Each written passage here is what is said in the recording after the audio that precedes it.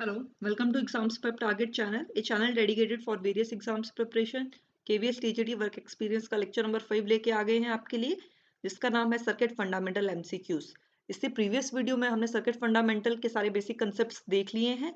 I hope आप उस video को देख के आए हैं और रिवाइज करके आए हैं, ताकि इस वीडियो के सभी एमसीक्यूज आपके सॉल्व हों और आप में ये कॉन्फिडेंस आए कि हाँ आप इस पेपर को क्लियर कर सकते हैं। तो चलिए फिर शुरू करते हैं।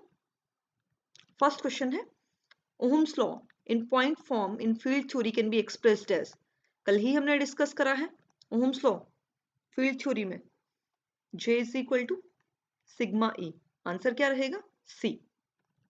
Second question, if you wish to increase the amount of current in a resistor from 120 milli ampere to 160 milli ampere by changing the voltage 24 volt, what should be the new voltage setting. Current की दो values दे रखी हैं, 120 milli ampere and 160 milli ampere. Suppose मैं इसे कह रही हूँ ये I1 है, ये I2 है। वोल्टेज V1 दे रखी है 24 वोल्ट, V2 आपको फाइंड आउट करनी है। और क्या कंडीशन दे रखी है कि रजिस्टर जो है वो सेम ही है। दैट मीन्स R1 और R2 किसी सेम ही रजिस्टर में अगर करंट और वोल्टेज की ये वैल्यू है और करंट की सेकंड केस में ये वैल्यू आती है, तो वोल्टेज की वैल्यू क्या है ये आपसे पूछ रखा है। देखिए रजिस्टर सेम है, रजिस्टर ओहम्स लॉ के अकॉर्डिंग क्या फॉर्मूला रहेगा, ये कंडीशन हो जाएगी अगर रजिस्टेंस की वैल्यू सेम है। फर्स्ट V1 की value 24 volt, I1 120, V2 find out करना है, I2 160 milli ampere. Milli ampere है, कैंसिल हो जाएगा, ध्यान रखेंगे यूनिट्स का भी। V2 की वैल्यू देखिए, फाइंड आउट कीजिए और मुझे बताइए क्या आएगी। ये रही 32 volt, option C. Next question देखते हैं, if 750 micro ampere is flowing through 11 kilo ohm of resistance, what is the voltage drop across the resistor. Easy है, आप में से सभी सॉल्व कर पाएंगे, बट आपको पता होना चाहिए किलो क्या है 10 रेज टू पावर 3, माइक्रो क्या है 10 रेज टू पावर -6। तो ये सारी चीजें आपको ध्यान होनी चाहिए। मिली क्या रहता है 10 raise to power -3, micro 10 raise to power -6, nano 10 raise to power -9।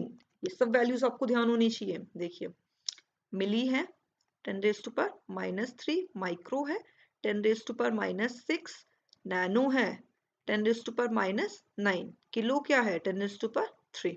इसके अलावा भी बहुत से वैल्यूज रहेंगी। पीको है 10 रेज टू पावर -12। देखिए क्योंकि आपके पास ऑप्शन में कुछ पॉइंट्स में डिफरेंस है, तो अगर आप इन वैल्यूज को आपको याद नहीं है और इन वैल्यूज को गलत पुट कर रहे हैं, तो कुछ एक गलत ऑप्शन चूज करेंगे, आंसर आपका गलत हो जाएगा। क्वेश्चन सिंपल सा है, ओम्स लॉ पे डिपेंड कर रहा है। V is equal to I R, R find out करना है, V अपॉन आई हो जाएगा। V की value sorry voltage find out करनी है हमें, वोल्टेज फाइंड आउट करनी है। करंट क्या है 750, माइक्रो है तो 10 रेज टू पावर -6 हो जाएगा। रेजिस्टेंस क्या है 11 है इंटू 10 रेज टू पावर 3 हो जाएगा अगर किलो है। तो देखिए क्या ये वैल्यू रहेगी, सॉल्व कीजिए और बताइएगा। Option A 8.25। देखिए तो कैलकुलेशन आपकी बिल्कुल सही होनी चाहिए, ये वैल्यूज आपको याद होनी चाहिए। पीको, माइक्रो, मिली, ये क्या वैल्यूज रहती हैं ये आपको ध्यान होना चाहिए। सिंपल सा क्वेश्चन है, V is equal to I R, इसमें पुट करके आपके पास आंसर आएगा। Next question, which of the following is not the same as watt. कुछ ऑप्शंस दे रखे हैं, देखिए वॉट किसका यूनिट रहेगा, पावर का। पावर के क्या फॉर्मूलेज रहते हैं, वोल्टेज इनटू करंट। और हमने बेसिक कंसेप्ट की वीडियो में देखा था, पावर डिफाइन करा था अच्छे से, बहुत से फॉर्मूलेस बनाए थे। ठीक है, power work done per unit time. तो देखिए इससे क्या यूनिट्स आ जाएंगे इसके, जूल्स पर सेकेंड। इससे क्या यूनिट आएंगे, वोल्ट्स इनटू एम्पियर। देखिए ये ऑप्शन में है क्या, जूल्स पर सेकेंड ऑप्शन में है, वोल्ट्स इनटू एम्पियर ये भी ऑप्शन में है।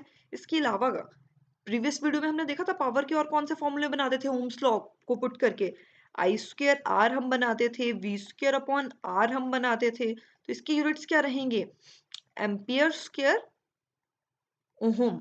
इसके यूनिट्स क्या रहेंगे, वोल्ट्स स्क्वायर पर ओहम। तो देखिए ये ऑप्शन में है ampere square into ohm. Question में क्या पूछ रखा है कि वॉट के बराबर कौन सा नहीं है, तो आपके पास एक ही ऑप्शन बचेगा, वो है बी, आंसर बी। तो क्वेश्चन को ध्यान से पढ़िएगा। देखिए पावर है, पावर का एक ही फॉर्मूला नहीं याद करके चले जाएंगे, सारे क्वेश्चन उसी से सॉल्व नहीं होंगे। तो पावर के सभी फॉर्मूलेस आपको याद होने चाहिए। Power is equal to work done per unit time, power is equal to voltage into current, power is equal to I square R, power is equal to V square upon R. तभी उसके बाद आप question solve कर पाएंगे सभी 100%। देखिए तो option answer आपका हो गया B. Next question, ampere second could be the unit of, ampere और सेकेंड ऑप्शन क्या है, पावर, कंडक्टेंस, एनर्जी, चार्ज। एक बार ऑप्शन पे बिल्कुल ध्यान देंगे। देखिए अगर मैं करंट डिफाइन करती हूँ तो करंट क्या कहती हूँ मैं, charge per unit time. First ही वीडियो में हमने देखा था बेसिक कंसेप्ट्स में। तो इसका यूनिट क्या है, एम्पियर, इसका है सेकेंड, इसका क्या है, coulomb. That means ampere second, coulomb और चार्ज। ऑप्शन क्या हो जाएगा, ऑप्शन डी। नेक्स्ट क्वेश्चन है, resistance of a wire is R ohm, the wire is stretched to double its length, then its resistance in ohm is. देखिए previous lecture में ही हमने discuss करा है, अगर एक रेजिस्टेंस है उसे हम स्ट्रेच कर रहे हैं, तो हमारे ऑप्शंस कुछ एमसीक्यूज हमने डिस्कस करे थे। उसमें हमने क्या कहा था, एक ऑप्शन आपके पास बनता था, फर्स्ट ही ऑप्शन था एन स्क्वायर आर, याद आ रहा होगा। उसमें क्या रहता था, आपकी वायर अगर एन टाइम स्ट्रेच हो रही है, लेंथ एन टाइम्स इंक्रीज हो रही है, तो उसी अकॉर्डिंग आपका एरिया भी चेंज होता था। और ये फॉर्मूला निकला था, और एक हमने एग्जाम्पल भी N is equal to 2 put करके भी देखा था। ठीक है, उस वीडियो को देखिए, बेसिक कंसेप्ट के एमसीक्यूज,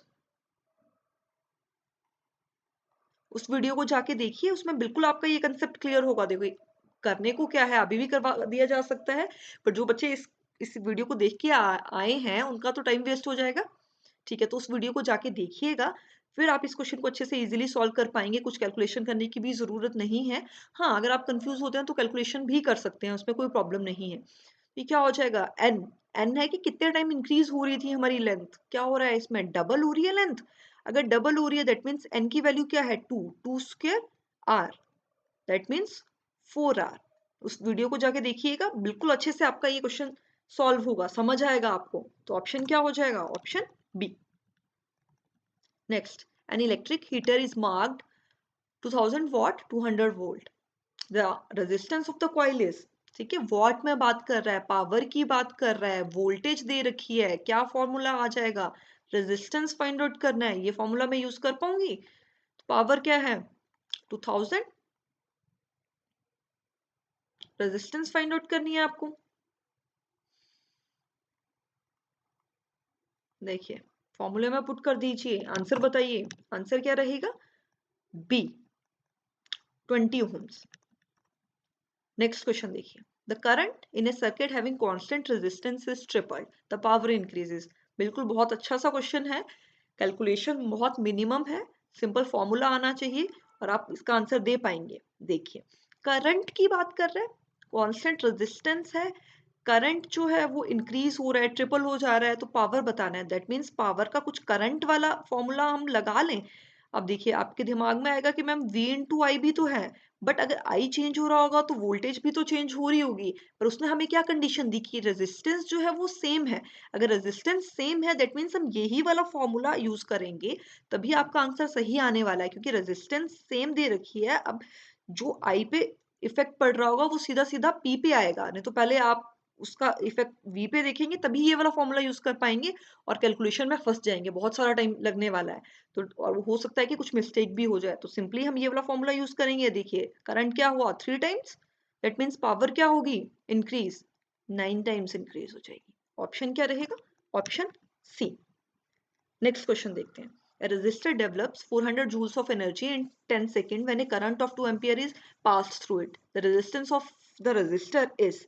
ठीक है, ठीक है, एनर्जी दे रखी है हमारे पास, देख लीजिए क्या दे रखा है, फॉर्मूला बना के देखेंगे कौन सा यूज कर सकते हैं। पहले सभी फैक्टर्स को देख लेते हैं कि कौन कौन से फैक्टर्स हमें दिए हैं क्वेश्चन में। 10 सेकेंड टाइम, करंट 2 एम्पियर, हम कहते हैं energy is equal to power into time है।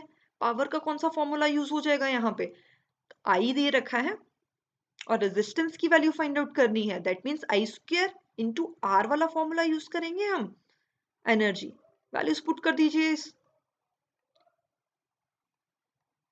इक्वेशन में और रेजिस्टेंस की वैल्यू फाइंड आउट कीजिए और देखिए ऑप्शन में कौन सा ऑप्शन बनता है आपका।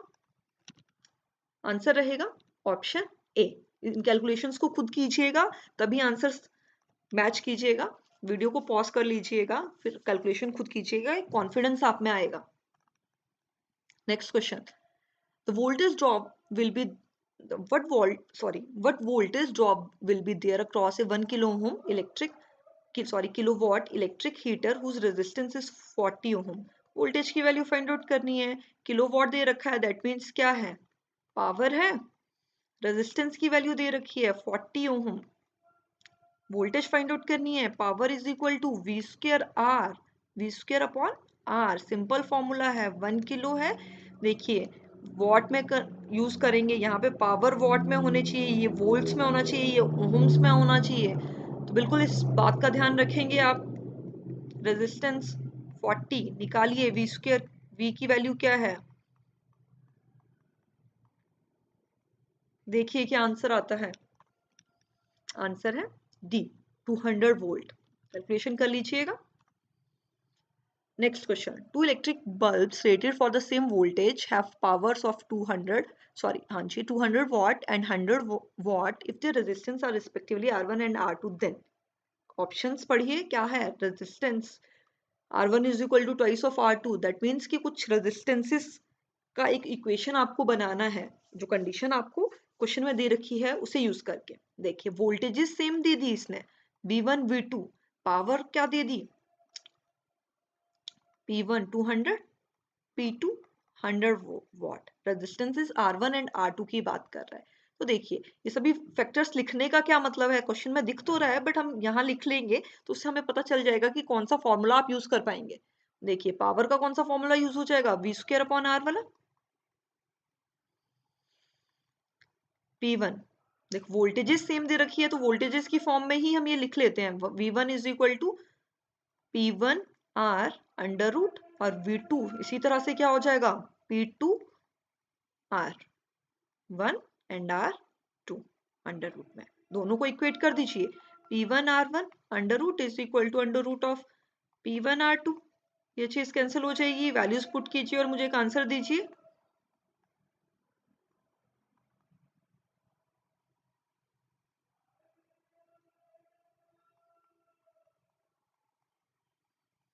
देखिए ये R1 है, ये R2 है, ध्यान से कीजिएगा। Twice of R1 is equal to R2, ये कुछ एक कंडीशन बन रही है आपकी। तो कौन सा ऑप्शन रहेगा? Option A. ध्यान से कीजिए इस क्वेश्चन को, कुछ प्रॉब्लम आ रही है। Two electric bulbs rated for the same voltage है पावर 200 वाट, R1 ठीक है, P2 100।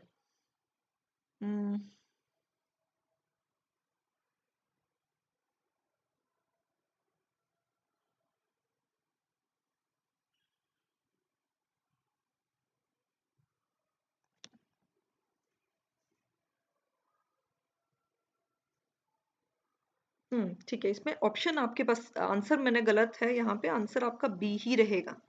चेक कर लीजिएगा इसको, ऑप्शन ऑप्शन बी ही रहेगा। R2 is equal to twice of R1। Option B रहेगा, यहाँ पे मिस्टेक से ये ऑप्शन ए हो गया है, ऑप्शन बी रहेगा। चलिए नेक्स्ट क्वेश्चन करते हैं। The power dissipated in a resistor in terms of its conductance G and the voltage V across it is. ठीक है, पावर पे बहुत सारे अच्छे से क्वेश्चन देखने को मिल रहे हैं। क्या रहेगा? पावर V वोल्टेज और कंडक्टेंस में V square upon R। R की फॉर्म में तो हमें पता है, कंडक्टेंस आपको पता है क्या रहता है? R is equal to 1 upon G। Put कर दीजिए V स्क्वायर G। कोई फॉर्मूला एक ऐसा देखने को मिल रहा है? ऑप्शन ए, ये आपका आंसर रहेगा। नेक्स्ट क्वेश्चन देखते हैं। As the temperature of a metallic resistor is increased the product of its resistivity and conductivity. देखिए टेम्परेचर अगर हम इंक्रीज या डिक्रीज कर रहे हैं तो ये रेजिस्टिविटी और कंडक्टिविटी कांस्टेंट है। कोई एक मेटल है उसकी रेजिस्टिविटी और कंडक्टिविटी टेम्परेचर पे डिपेंड नहीं करेगी। दैट मीन्स ऑप्शन क्या रहेगा, सी। ना इंक्रीज होगी ना डिक्रीज होगी, वो रिमेन्स कांस्टेंट। सेमीकंडक्टर और इंसुलेटर के केस में ऐसा नहीं रहता है, टेम्परेचर के चेंज करने पे आपके पास कंडक्टिविटी इंक्रीज या डिक्रीज करती है, वो आगे आने वाले लेक्चर्स में हम देखेंगे। Next question. When 1 volt is applied in a circuit, a current of 1 microampere flows through it. The conductance of the circuit is. Conductance की बात हो रही है, दे क्या रखा है, वोल्टेज दे रखी है V is equal to 1 volt, current दे रखा है I इज इक्वल टू 10⁻⁻⁶ लिख सकते हैं, एम्पियर में कर लेंगे। कंडक्टेंस, कंडक्टेंस क्या रहता है G, V is equal to I R, R is equal to V upon I। अगर G देखना है तो क्या हो जाएगा, I अपॉन V। देखिए वैल्यूज पुट कीजिए और आंसर बताइए। 10⁻⁻⁶, 10⁻⁻⁶ क्या होता है, माइक्रो। अभी हमने देखा यूनिट्स इसके क्या रहते हैं, कंडक्टेंस के, महो, साइमंस और ओहम इनवर्स। प्रीवियस बहुत सारे लेक्चर्स में हम डिस्कस कर चुके हैं, इस पे एमसीक्यूज भी सॉल्व कर चुके हैं, तो उन्हें उन वीडियोस को देखिएगा, बिल्कुल आपको इजी रहेगा। That means 1 micro ohm, mho, sorry mho, 1 micro mho. That means option A हो जाएगा। नेक्स्ट क्वेश्चन है, 100 ohm resistor is used in a circuit carrying a current। Current की वैल्यू दे रखी है 0.5, पावर रेटिंग, पावर इजी है, आई square are पे use हो जाएगा, ये फॉर्मूला यूज हो जाएगा, इस पे बेस्ड ही क्वेश्चन है। देखिए वैल्यूज पुट कीजिए और मुझे आंसर दीजिए। आंसर है बी, 25 वोल्ट। नेक्स्ट क्वेश्चन देखते हैं, in a current voltage relationship graph of a linear resistor the slope of the graph will indicate। क्या लगता है, conductance, resistance, resistivity, a constant. Previous lecture में बहुत अच्छे से हमने डिस्कस करा था, तो इस क्वेश्चन का आंसर आप बिल्कुल सही गेस कर पाएंगे अगर आप उसे रिवाइज करके आए हैं तो। देखिए करंट और वोल्टेज का relationship, that means current Y axis पे है और वोल्टेज एक्स एक्सिस पे है, और स्लोप क्या रहता है, वाई अपॉन एक्स। ये स्लोप रहेगा, स्लोप ही पूछा है कि इनवर्स ऑफ स्लोप तो नहीं पूछा है, देखो ध्यान से पढ़ेंगे, स्लोप ही पूछ रहा है, तो ये वैल्यू क्या रहती है, आर या 1 upon R, V is equal to I R रहता है, बट आई अपॉन वी क्या रहेगा, 1 upon R. That means conductance G, option रहेगा ए। देखिए बिल्कुल ध्यान से पढ़ेंगे कि करंट वोल्टेज रिलेशनशिप पूछ रहा है या वोल्टेज करंट रिलेशनशिप पूछ रहा है, स्लोप पूछ रहा है या इनवर्स ऑफ स्लोप पूछ रहा है। बाकी आपके कंसेप्ट्स हैं जो आपने अच्छे से पढ़ रखे हैं, बस जरूरत क्या है उन्हें रिवाइज करने की। उन वीडियोस को देखिए, रिवाइज कीजिए और ये क्वेश्चन आपके बहुत इजीली सॉल्व होंगे, कुछ भी आपको डिफिकल्ट नहीं लगने वाला है। Next, ohm's law is not applicable to. बिल्कुल हमने एक कंसेप्ट पढ़ा था कि ओम्स लॉ ना इंसुलेटर्स में एप्लीकेबल होता है ना सेमीकंडक्टर्स में एप्लीकेबल होता है। रेजिस्टर्स सभी केसेस में होगा, चाहे स्मॉल रेजिस्टर है, चाहे लार्ज रेजिस्टर्स है, चाहे डीसी सर्किट्स हैं या हाई करंट्स है। इन फैक्टर्स का उस पर फैक्टर्स पे डिपेंड नहीं करेगा। हाँ, फिजिकल कंडीशंस जो है वो सेम होनी चाहिए, टेम्परेचर डायमेंशंस जो है वो चेंज नहीं होने चाहिए, और तो आपका ओम्स लॉ जो है वो फॉलो करेगा। Next question. A linear resistor is defined as a resistor whose value is independent of applied voltage, whose VI characteristics is a straight line, whose current varies inversely with the applied voltage। क्या लगता है, whose value is independent of applied voltage। ठीक है, एक linear resistor है, उसकी value independent of applied voltage and current रहती है, हमने कल ही पढ़ रखा है ये प्रीवियस वीडियो में। whose VI characteristics is a straight line, linear है, ऑफ कोर्स स्ट्रेट लाइन होगी। whose current varies inversely the with the applied voltage, inversely नहीं वेरी करता है, ओम्स लॉ फॉलो करेगा। दैट मीन्स डायरेक्टली अगर ये होता तो ये सभी ही ऑप्शन सही हो जाते, बट ये क्या कह रहा है, इनवर्सली। दैट मीन्स फर्स्ट और सेकंड, ए और बी ही करेक्ट है और सी आपका रॉन्ग है। देखिए ध्यान से पढ़िएगा सभी ऑप्शंस, ऑप्शन हो जाएगा आपके पास, आंसर हो जाएगा option D, both A and B. ऐसा नहीं है कि आपने सिर्फ फर्स्ट ही ऑप्शन पढ़ा, हाँ आपको याद आ गया कि ठीक है ये ऑप्शन ट्रू है, मुझे फटाफट से पेपर सॉल्व करना है, मैं इसे ए को टिक करके आ जाता हूँ या ए को टिक करके आ जाती हूँ, और बस क्वेश्चन क्या हो जाएगा, गलत हो जाएगा। सारे के सारे ऑप्शंस पढ़ेंगे, ऑप्शन डी तक जाएंगे, फिर आंसर करेंगे। Next question, A potential difference of 10 volt is applied across a conductor whose resistance is this, the value of the current flowing through it। बहुत इजी क्वेश्चन है, V is equal to I R पे होगा। देखिए values put कीजिए और निकाल दीजिए। Option है ए, 4 ampere. Next question. The current passing through a resistor in a circuit is 1 ampere when the voltage across the same resistor is 10 volt. What is the value of the current when the voltage across is 8 volt? वही जो हमने second question करा था उसमें क्या था, V2 निकालना था, इसमें क्या है, I2 फाइंड आउट करना है। रजिस्टर सेम है, देखिए 1 एम्पियर दे दिया है, I1 सपोज कर लेते हैं, V1 क्या है 10 volt, value of the current I2 find out करना है, अगर वोल्टेज क्या है 8 वोल्ट,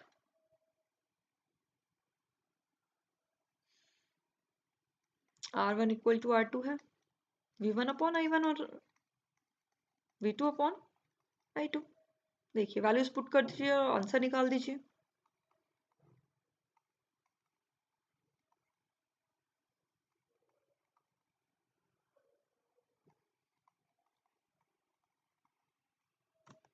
ऑप्शन ए 0.8 एम्पियर।